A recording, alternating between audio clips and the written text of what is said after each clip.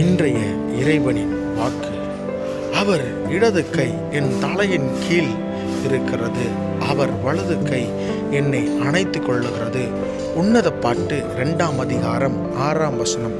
ஆம், எனக்கு பிரியமான என் அன்பு தேவச்சனமே, உண்மையாகவே சொல்ல வேண்டுமானால் ஆண்டவருடைய கரம், 2 கரங்களும் உங்களை சுற்றித்தான் இருக்கிறது, உங்கள் மேல்தான் இருக்கிறது, உங்கள் தலையை அணைத்து கொண்டிருக்கிறது என்பதை உணர்ந்து கொள்ளுங்கள்.